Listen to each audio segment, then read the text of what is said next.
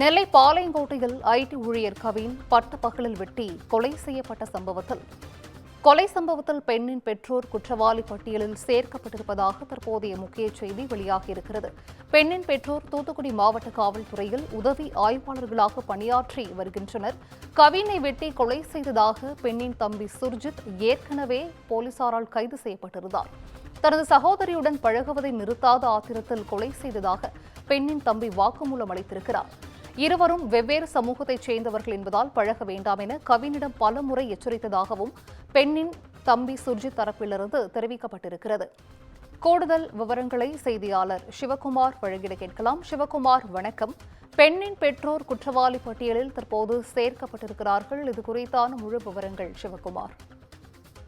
நெல்லை மாவட்டத்துல பாளையங்கோட்டை அப்படிங்கிற ஒரு பகுதி இருக்குது. இதுல பிஎம் சத்திரம் அப்படிங்கிற பகுதியில் உள்ள ஒரு தனியார் மருத்துவமனை முன்பு நேற்று பட்டப்பகல்ல ஒரு மென்பொருள் சாப்ட்வேர் லைன்ல இருக்கிற ஒரு பையன் கவின் அப்படிங்கிறவரை வெட்டி கொலை செய்யப்பட்டாரு.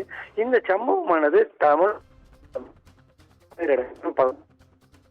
இது எப்படின்னு பாத்தீங்கன்னா, சுர்ஜித் அப்படிங்கிற அதாவது கவினும் மற்றும் சுர்ஜித் ஆகியோர் இப்ப சுர்ஜித்தோட சகோதரி 3 பேருமே ஒரே பள்ளியில பயின்றிருந்த நிலையில கவினும் சுர்ஜித்தோட சகோதரி அக்காவும் ஒருவர் விரும்பின நிலையில இருவருமே படித்து வெவ்வேறு பணிகளுக்கு போயிருக்கிறாப்புல. இப்ப கவின் சாப்ட்வேர் ஃபீல்ட்ல இருக்கும்போது சுர்ஜித்தோட சகோதரி அங்க உள்ள ஒரு மருத்துவமனை உள்ள பணியாற்றிட்டு இருந்திருக்காங்க.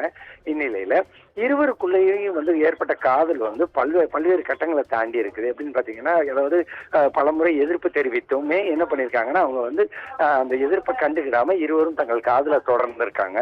இந்நிலையில நேற்று தன்னோட தந்தையை கூட்டிக்கிட்டு அந்த பெண் பணிபுரியக்கூடிய மருத்துவமனைக்கு சுர்ஜித் அதாவது கவின் வந்திருக்கிறாரு.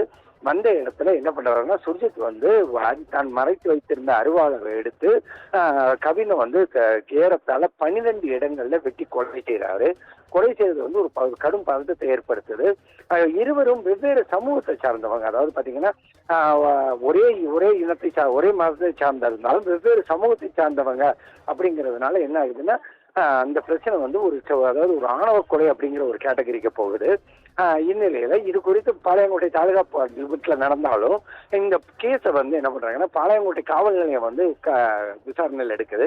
விசாரணையில் எடுக்கும்போது சுர்ஜித் தானா சரண்டர் ஆகிறாரு.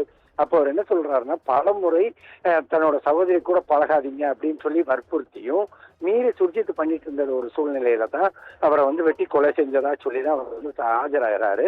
இதனை அடுத்து பாத்தீங்கன்னா, ஏற்கனவே சுர்ஜித்தோட தாய் தந்தை இருவருமே மணிமுத்தார் மணிமுத்தார் ஆயுதப்படையில உதவி ஆய்வாளர்களாக பணிபுரிந்து வராங்க. அதாவது கண்ணன், அப்பா பேர் கண்ணன், அம்மா பேர்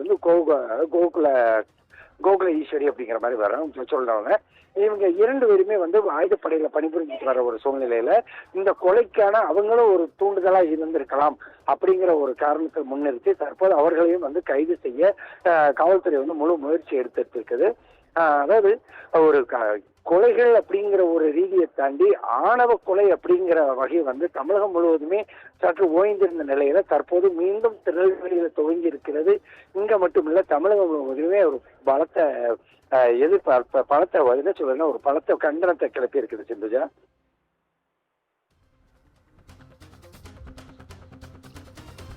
நன்றி சிவகுமார். விவரங்களை வழங்கியமைக்கு நன்றி.